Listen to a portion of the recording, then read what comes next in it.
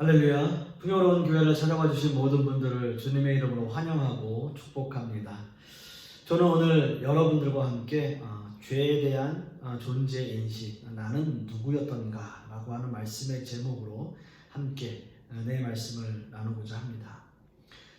모든 성경 말씀들이 성령의 감동으로 쓰여졌다는 것은 여러분 모두가 다 잘 아는 사실일 겁니다. 그런데 성경의 저자들이 하나님의 말씀을 처음 기록할 때 지금처럼 이렇게 이제 장, 절들이 나뉘어져서 기록한 것은 아니죠. 예를 들어서 성령님께서 모세에게 오늘은 출애굽기 4장까지만 쓰자 이렇게 말씀하시거나 이렇게 하지는 않으셨다라는 거예요. 모세가 성령의 감동으로 쭉 써내려 갔겠죠. 그리고 나중에 성경학자들이 성경의 많은 사본들을 정리하고 이제 이것을 정경화하는 과정을 거치면서 장을 나누고 절들을 나누어서 읽는 독자들이 이해하기 쉽게 만들어 놓은 것이다 라는 거예요. 제가 이 말씀을 서두에 드리는 이유가 있습니다. 오늘 본문 때문에 그래요. 어찌 보면 오늘 본문은 우리가 함께 말씀을 나누었던 에베소서 1장의 말씀과는 전혀 다른 주제들로 이루어진 것 같은 느낌을 받습니다. 장엄하게 시작된 에베소서 1장은 삼위 하나님의 경륜적 역사에 관해서 말씀을 나누었다면 이제는 인간의 죄에 대한 말씀으로 그 주제가 완전히 전환되는 것처럼 보이기 때문이에요. 그러나 오늘 우리가 읽은 에베소서 2장 1절의 헬라어 원문에는 1장과 2장을 이어주는 헬라어로 카이라고 하는 접속사가 있어요. 카이라고 하는 단어가. 이 단어의 의미는 또한이라고 하는 접속사인데요. 우리가 읽는 한국어 성경에는 생략되어 있는 거예요. 즉 에베소서 2장 1절의 원문에는 또한 그는 허물과 죄로 죽었던 너희를 살리셨도다 라는 말씀이에요. 여기서 또한이라는 접속사가 우리에게 주는 그 의미가 과연 무엇일까요? 에베소서 말씀이 1장과 2장, 이 1장과 2장이 완전히 다른 주제를 다루고 있는 것이 아니라 또한이라는 접속사를 통해서 1장 전체의 말씀이 2장과 연결되고 있다는 것을 의미하고 있는 거죠. 장엄한 삼위 하나님의 경륜적 역사를 써내려가던 사도 바울이 어찌 보면 갑작스럽게 인간의 죄에 대해서 논하고 있는 바울 사도의 그 의도, 과연 그 의도는 무엇이냐라는 겁니다.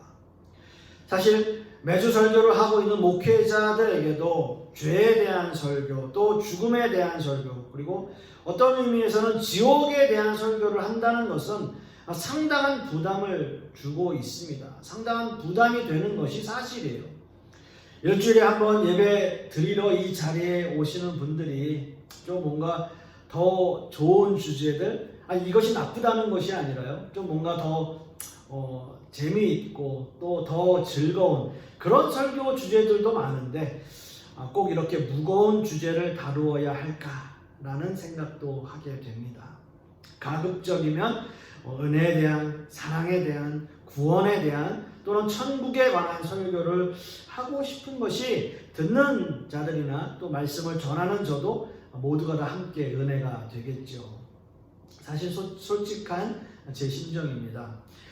하지만 바울 사도의 의도처럼 에베소서 2장에서 다루고 있는 죄의 문제는 반드시 에베소서 1장의 내용을 이어가고 있다는 사실이에요.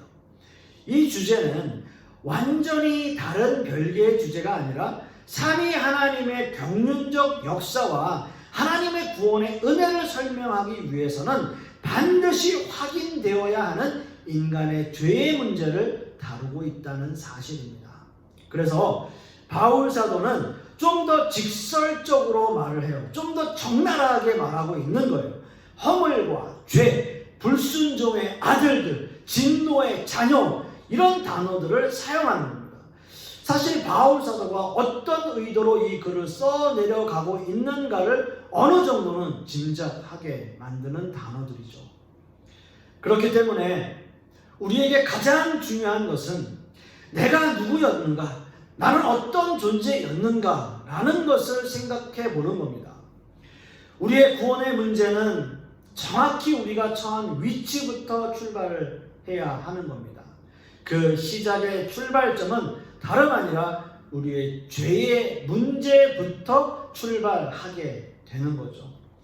오늘 이거 본문 에베소서 2장 1절 말씀을 다시 보시면 그의 허물과 죄로 죽었던 너희를 살리셨도다 라고 말씀하고 있습니다. 허물과 죄 모두가 강력한 단어들이지만 죽었던 이란 단어, 죽음이란 단어 역시 인간이 사용하는 언어 중에 굉장히 강력한 단어가 아닐 수 없습니다.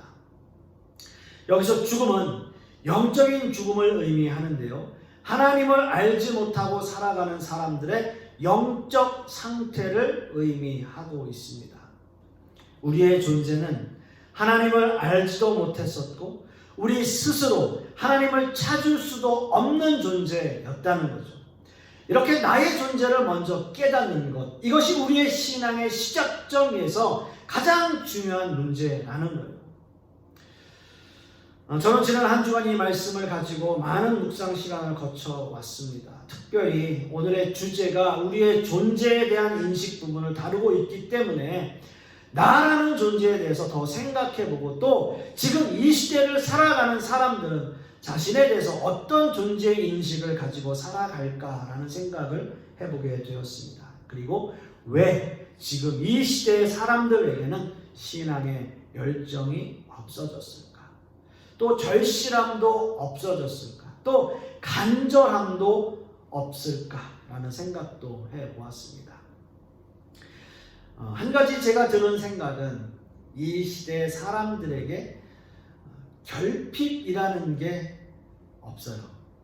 결핍이 없기 때문이 아닐까라는 생각을 한번 해보는 겁니다. 아쉬운 것이 없다. 아쉬운 것이 없는 사람들. 그런 사람들에게 뭐가 그렇게 절실함이 있겠습니까? 이렇게 부족함이 없는 시대를 살아가다 보니 사람들 역시도 뭔가 열정이 없는 거예요. 해도 그만이고 안 해도 그만인 거죠. 신앙생활도 마찬가지입니다. 뜨겁지도 않고 차갑지도 않은 미적지근한 그런 신앙생활을 하고 있는 거죠. 교회를 열심히 다닐 필요도 없고 열심히 기도할 필요도 없는 이런 사람들은 자신의 존재에 대한 인식을 깊이 할 필요가 없습니다. 그저 사는 것만으로도 뭔가 부족함을 느끼지 못하기 때문이겠죠. 그러나 여러분, 지금의 이 시대에도 신앙을 지키기 위해서 발버둥 치는 사람들이 있어요. 아직도 중동 지역에는 기독교인들이 박해를 당하고 있고요. 아직도 중국이나 북한의 교회는 지하에서 은밀하게 예배를 드리고 있고 기도하는 수없이 많은 사람들이 있다는 거예요. 이들은 자신의 신앙을 지키기 위해서 목숨을 걸고 있는 사람들이고요. 이들은 무엇보다도 자신에 대한 존재인식이 확실하기 때문에 목숨을 버릴지언정 신앙을 저버리지는 않겠다라는 굳은 의지로 신앙을 지켜가고 목숨을 걸고 신앙을 지키는 사람들이에요. 여러분, 그 이유가 뭘까요? 그들은 왜 목숨을 걸고 신앙을 지키고 있는 걸까요? 바로 예수 그리스도의 사랑 때문 아니겠습니까? 영적으로 죽었던 우리를 살리신 예수 그리스도의 그 은혜의 간격이 육신의 생명을 걸고라도 바꿀 수 없는 존재론적 가치가 그 안에 있기 때문이에요. 그들은 목숨을 걸고 그렇기 때문에 신앙을 지켜가고 있는 거죠. 우리에게는 이런 열정이 있습니까? 우리의 존재에 대한 확실한 인식이 있습니까? 제가 말씀을 묵상하는 중에 있었던 디모데전서 그 말씀에서 바울 사도는 이런 고백을 합니다.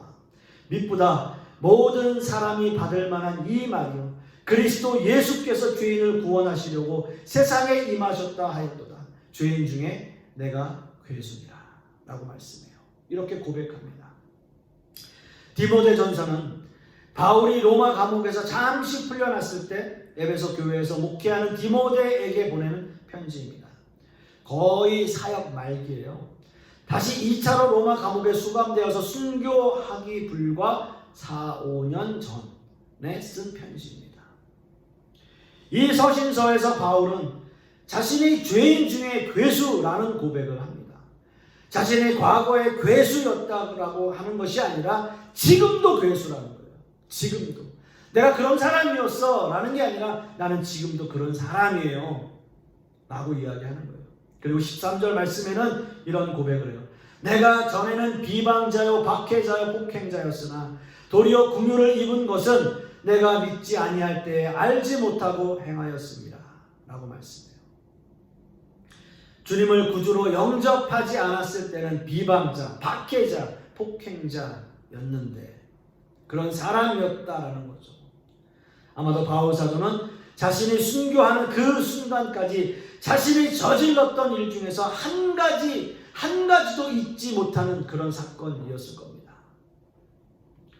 그것은 바로 그가 있었던 사건 중에 스데반 집사의 순교 사건일 겁니다.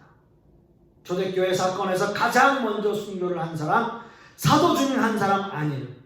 7 집사 중 한 사람이었던 스데반 집사였습니다. 그리고 이 사건의 중심에는 회심하기 이전에 바울이 있었어요.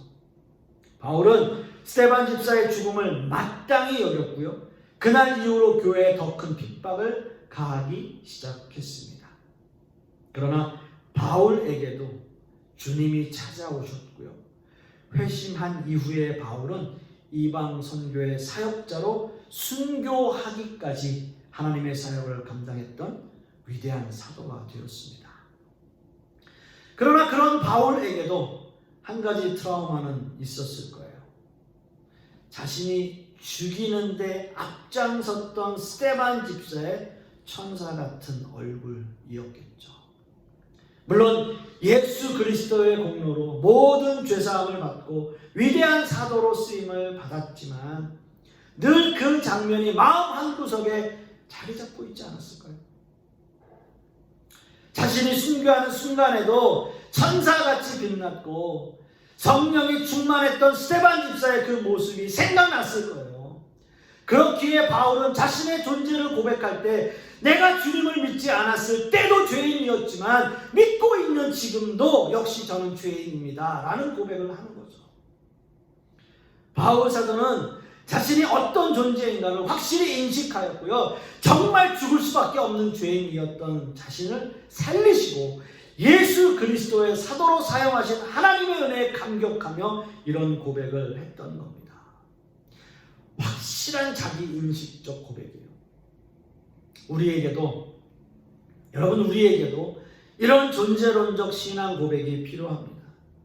내가 누구였으며 어떤 은혜를 받았고 어떻게 하나님 앞에 구원받은 존재가 되었는가 확실하게 인식하는 것이 너무나 중요하다는 겁니다.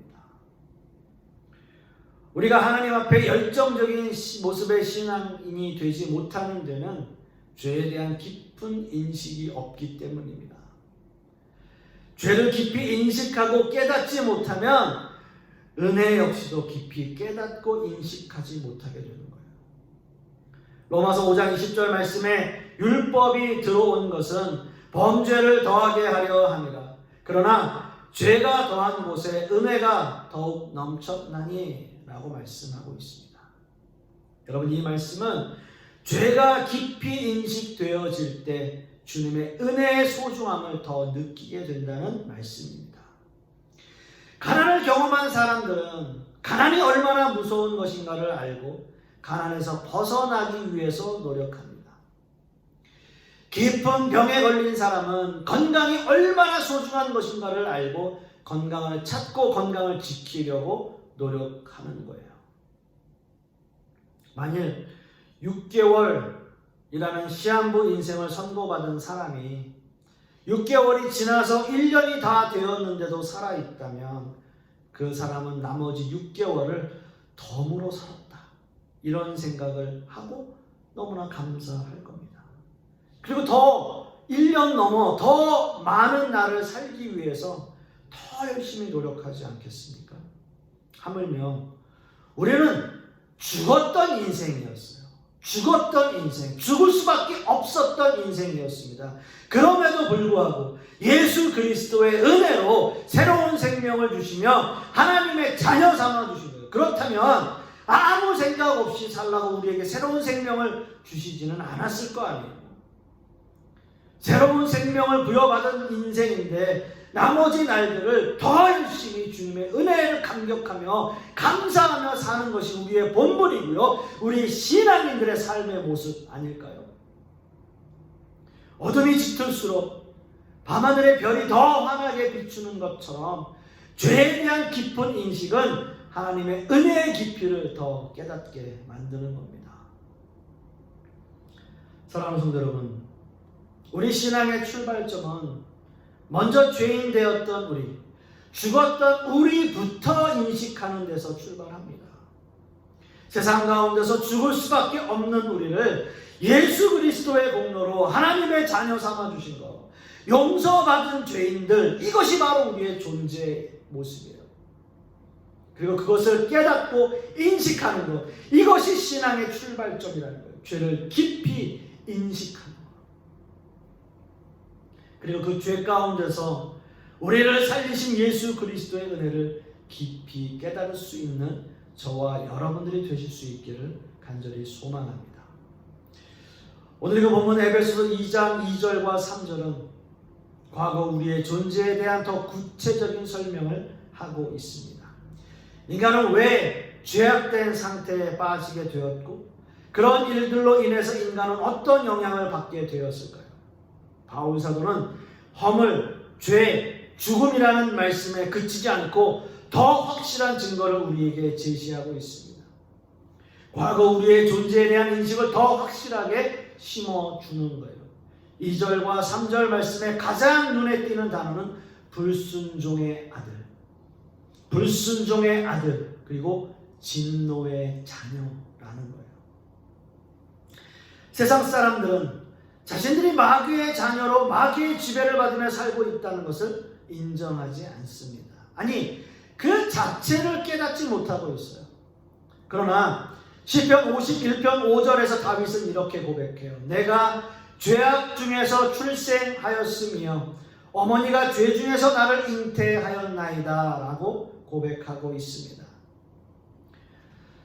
하나님의 마음에 합한 왕이었던 다윗 역시도 하나님 앞에 씻을 수 없는 범죄를 저지르고 참회하는 다윗의 시입니다.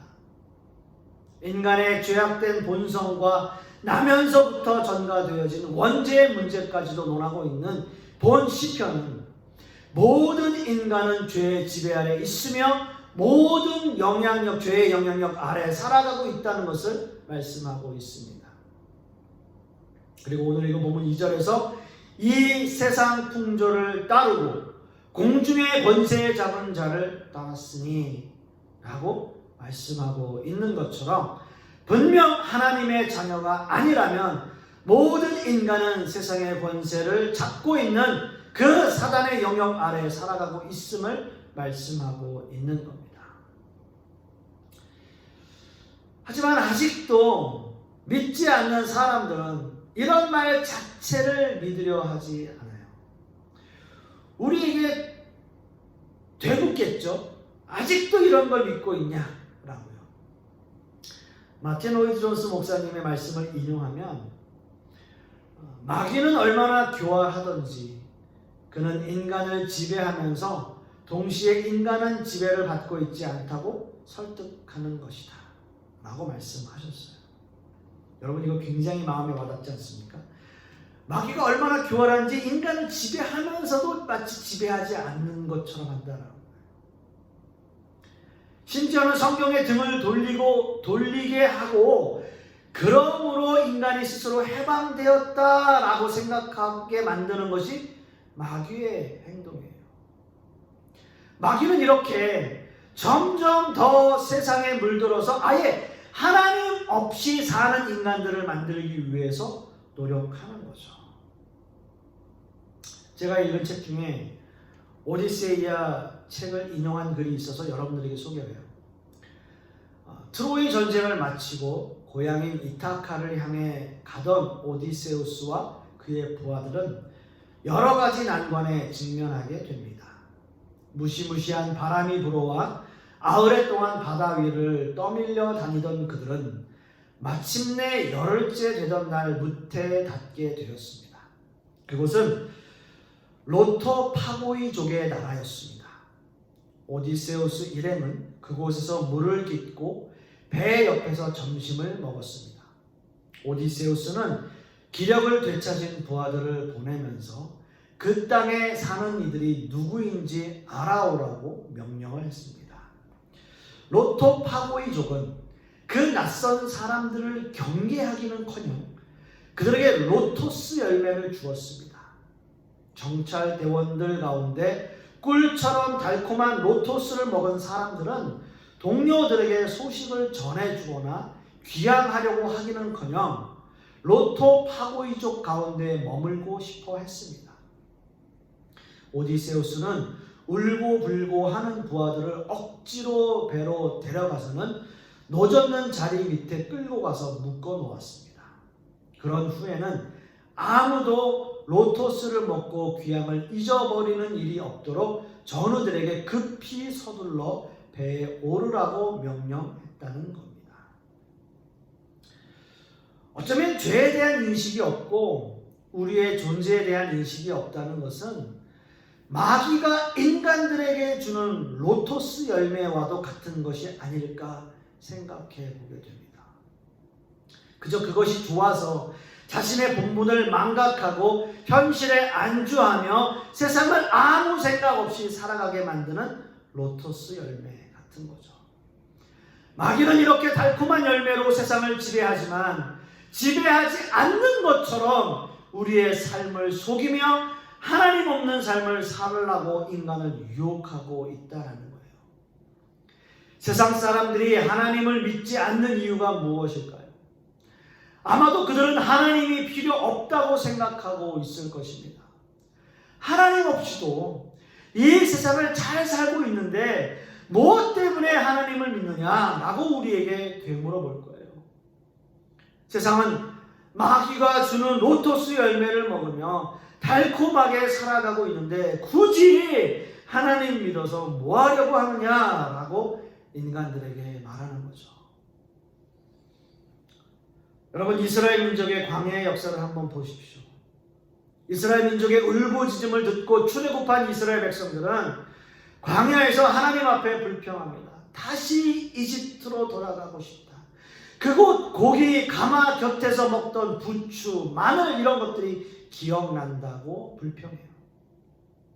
마치 오디세우스 부하들이 로토스 열매를 먹은 것처럼 말해요. 하지만 하나님은 그것을 허락하지 않습니다. 더 강하게 이스라엘 민족을 이끄세요. 이스라엘 민족의 최종 목적지인 가나안으로 가기 위해서 그들을 이끌어 가시는 거예요. 우리 인생의 여정도 마찬가지입니다. 우리는 광야의 길을 가고 있습니다. 우리의 존재는 죄인이었지만 이제 하나님의 자녀가 된 이상 세상 풍조를 쫓아 살 수 없습니다. 세상이 주던 로토스 열매는 이제 먹을 수 없어요. 이집트 고기 가마 곁에서 먹던 음식들 이제는 먹을 수도 없고 생각할 수도 없습니다. 배를 저어서 바다를 건너서 우리의 고향으로 가야 돼요. 광야의 인생을 지나 가나안을 향해 계속 가야 되는 겁니다. 이것이 우리 신앙의 여정이에요. 물론 힘들고 어렵습니다. 그리고 고난의 길이에요. 그러나 여러분, 우리는 가야 돼요. 사랑하는 성도 여러분, 세상에 물들지 마십시오. 현실에 안주하지 마십시오. 세상이 주는 그 달콤함에 젖어서 하나님이 주신 새로운 인생을 우리가 허비하지 마셔야 됩니다. 그리고 여러분들의 그 존재를 인식하십시오. 여러분의 본분을 망각하지 마십시오. 이제 우리의 인생은 하나님이 주신 은혜의 영역 아래에 있기 때문입니다. 말씀을 맺습니다. 사랑하는 성도 여러분, 신앙생활 하면서 우리의 존재를 깨닫는 것은 너무나 중요합니다. 우리가 누구였는지, 여러분들은 누구였는지, 여러분은 어떤 존재였는지, 허물과 죄로 죽었던 우리를 살리신 예수 그리스도의 그 사랑을 생각한다면 이 세상을 허비할 시간이 없어요. 허비하면서 살 시간이 없어요. 세상이 주는 그 달콤함에 젖어 살 수 없습니다. 힘들고 어렵지만 가나안을 향해 우리는 묵묵히 걸어가야 됩니다. 좀 더 열과 성의를 다해서 여러분들의 전심을 드리는 예배와 삶의 모습이 되실 수 있기를 간절히 소망하겠습니다. 기도하겠습니다. 아버지 하나님 감사합니다. 죽었던 우리들, 우리의 존재는 죽었던 우리들이었습니다. 그러므로 아버지 하나님께서 우리에게 새로운 생명을 허락하여 주시고 우리를 하나님의 자녀 삼아주신 그 은혜로 이 세상을 살아가고 있습니다. 하나님, 시간을 허비하지 않게 하여 주시옵시고 주님 말씀대로 순종하며 살게 하여 주시옵시고 하나님께서 우리에게 주신 그 삶의 목표대로 살아갈 수 있도록 주님께서 역사하여 주시옵소서. 이번 한 주간도 그렇게 노력하며 살아가는 우리 성도님들 되게 하여 주시옵소서. 주님 감사드리며 예수 그리스도 이름 받들어 기도드렸사옵나이다.